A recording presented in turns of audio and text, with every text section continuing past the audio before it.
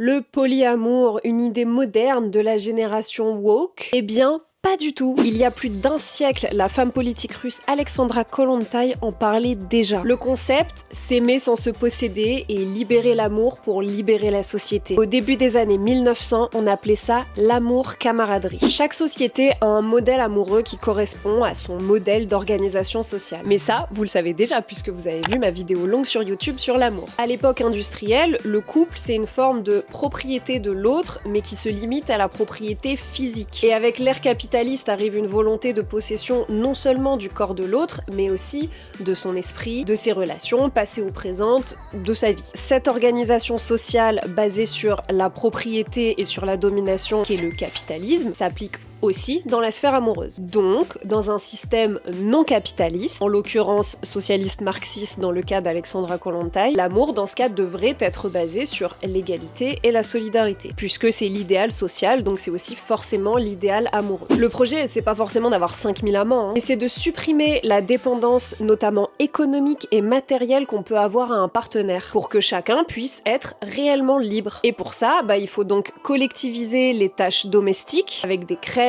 des cantines publiques et tout ça, pour libérer les femmes du ménage et pour qu'elles puissent devenir autonomes économiquement. Quand elle théorise tout ça, Alexandra Kollontai, elle a parfaitement conscience que c'est une idéologie qui risque très fortement d'être récupérée par les hommes de classe sociale dominante, par les hommes bourgeois dans l'état actuel des systèmes sociaux, et c'est pour ça qu'elle militait vraiment pour une transformation beaucoup plus générale de la société, car l'amour ne doit pas être pensé indépendamment de tout le reste. Sachez d'ailleurs qu'elle a été la première femme de l'histoire du monde moderne à être à la tête d'un ministère, l'équivalent à l'époque du ministère de la Santé d'aujourd'hui, et son action a quand même permis le droit de divorce par accord mutuel, l'accès pour les femmes à l'éducation, à l'égalité salariale, au congé maternité, aussi l'égalité de reconnaissance, que ce soit pour les enfants légitimes, donc en mariage, ou naturels hors mariage, que ces enfants aient tous les mêmes statuts, et même le droit à l'avortement, bien que Staline va un peu foutre le boxon là-dedans plus tard. Sauf que bien sûr, le backlash et ses idéaux féministes d'égalité entre hommes et femmes et son amour-camaraderie ont été fortement déformés, comme elle l'avait prévu, utilisés par les hommes dominants pour véhiculer une vision de l'amour qui serait un comportement animal et irrépressible, enfin en clair pour justifier leur comportement de gros forceurs, menant à une explosion des mères abandonnées avec enfants à charge et une généralisation du déni de paternité, donc